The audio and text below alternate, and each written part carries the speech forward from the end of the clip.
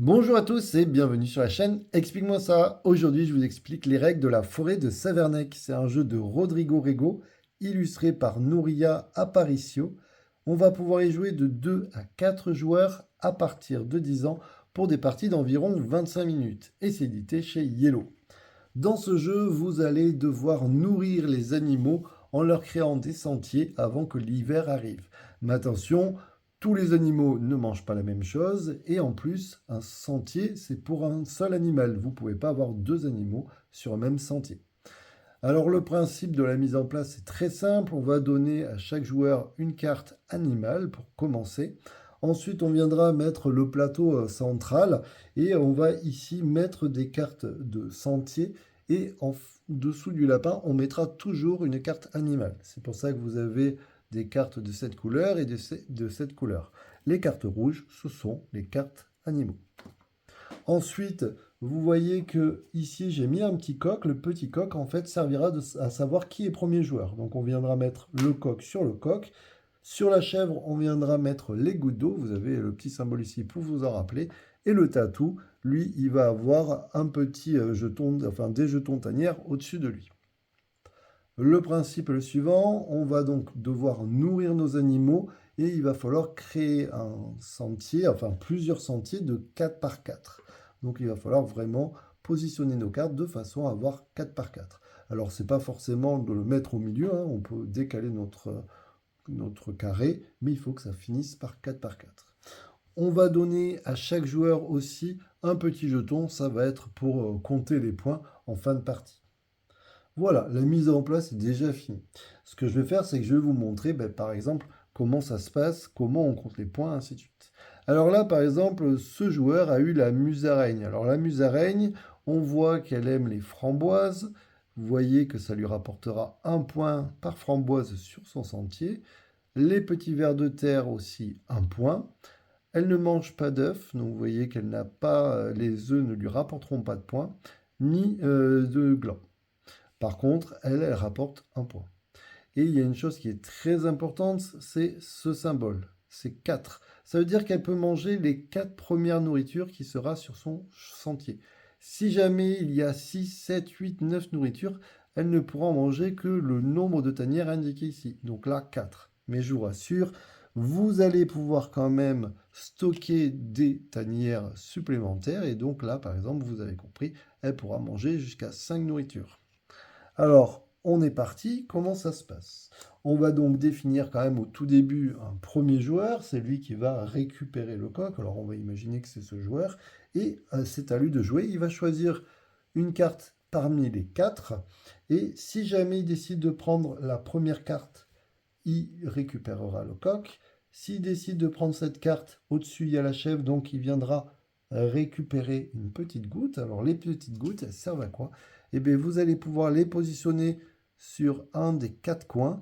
Et en fait, là, la framboise, au lieu de rapporter un point par framboise, par exemple, elle rapporterait 2 points.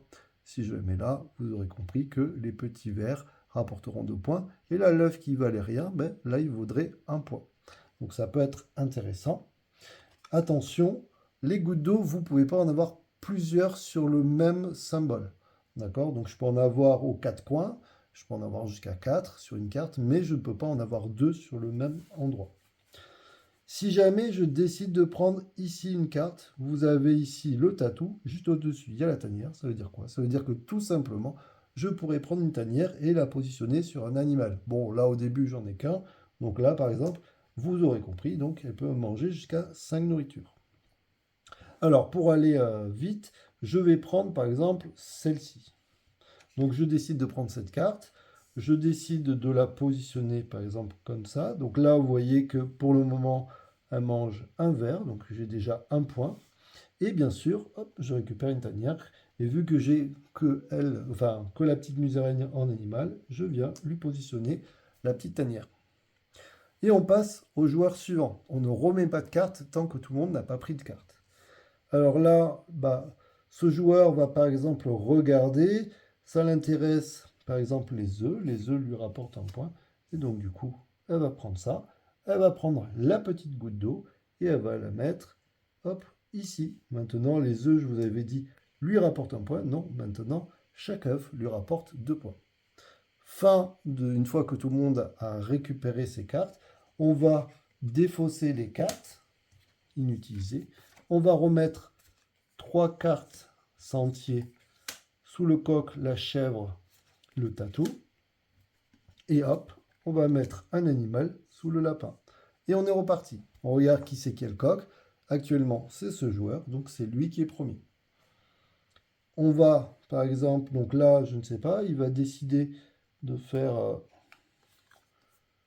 quelque chose comme ça. Donc il récupère une petite goutte. Il va mettre, hop, ici. Ce joueur va décider, par exemple, de prendre cet animal. Donc dans ce cas-là, je vous rappelle qu'il ne peut pas être sur le même sentier. Donc il va par exemple le mettre comme ça. Ou on peut le mettre comme on veut. Hein. Je vais le mettre, tiens, comme ça. Et là, qui est premier? Personne n'a pris le coq. Mais si jamais personne n'a pris le coq, le joueur qui avait le coq en sa possession reste premier. Donc là, ce joueur continue à être premier. Et on est reparti. Alors vous avez vu, c'est plutôt simple, mais vous allez voir qu'il faut faire attention parce que vous avez, bah tiens, ça tourne bien, vous avez des animaux qui n'ont pas de tanière. Alors moi, j'étais trop content, je vous explique, parce que j'avais vu celui-là, il avait, c'est pas exactement le même, mais vous voyez, 2 points pour les œufs, 2 points pour les vers. Enfin, c'était super bien, mais en fait, je n'avais pas vu qu'il n'avait pas de tanière. Ça veut dire quoi? Ça veut dire qu'en gros, bah, toute la nourriture que vous mettez, si vous ne mettez pas des petits jetons tanière, il ne vous rapportera pas de points. Donc du coup, il faut faire attention.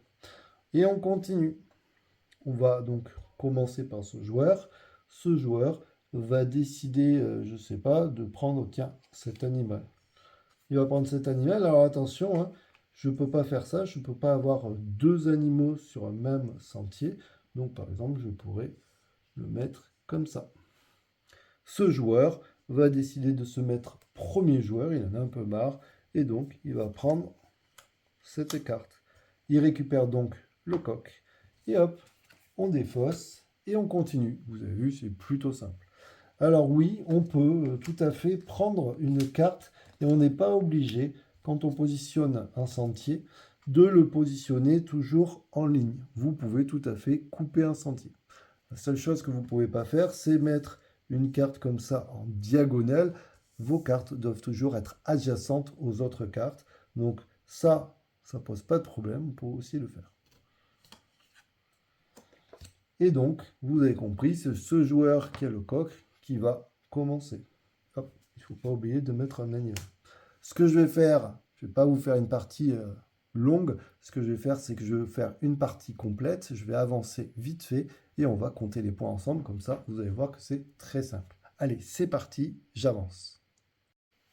Alors, on imagine que c'est une fin de partie. Tout le monde a son carré de 4 par 4. Et bien, il est temps de compter les points. Pour compter les points, c'est très simple. On va retourner notre plateau. Et vous voyez, il y a une piste de score. Chaque joueur avait récupéré un petit pion de sa couleur. Et donc là, on est parti. On va voir que les animaux ont des points de victoire. Donc celui-ci vaut 2 points. On va commencer par là. 2, 3, 4, 5, 6, 7, 8, 9. Donc déjà, j'ai 9 points.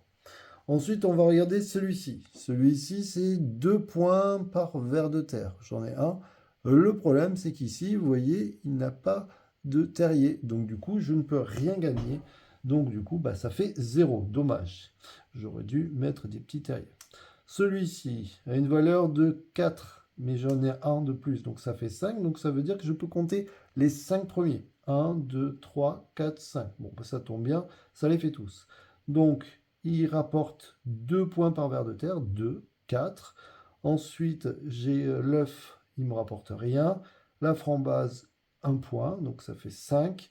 Et le gland, 0, donc ça fait 5 pour lui. 1, 2, 3, 4, 5. Ensuite, celui-ci, il peut porter jusqu'à 5.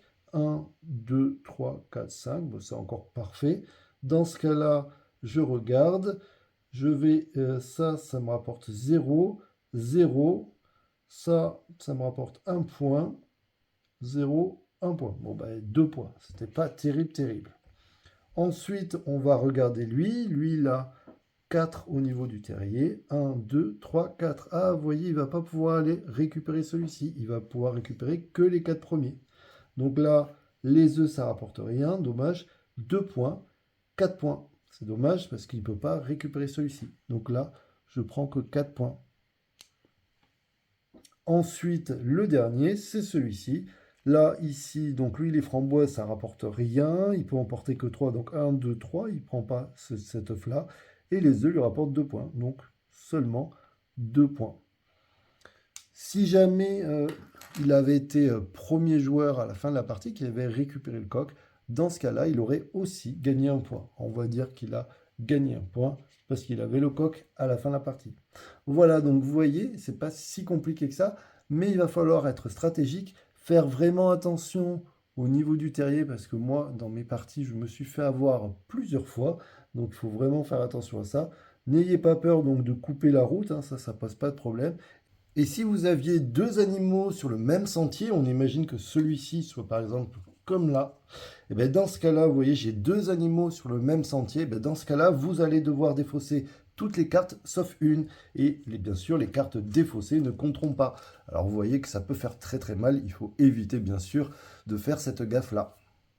Voilà, donc c'est un petit jeu familial, mais quand même très joli, et surtout, il faut quand même assez réfléchir. Moi, j'ai trouvé ça très mignon, vraiment très zen, avec les petits animaux et tout. Il fait plaisir, il est beau. Bref, moi, je vous conseille de l'essayer. Allez, je vous dis à très bientôt. Ciao, ciao, les amis. Et comme d'habitude, n'hésitez pas à vous abonner, à liker, à partager, ça fait toujours plaisir.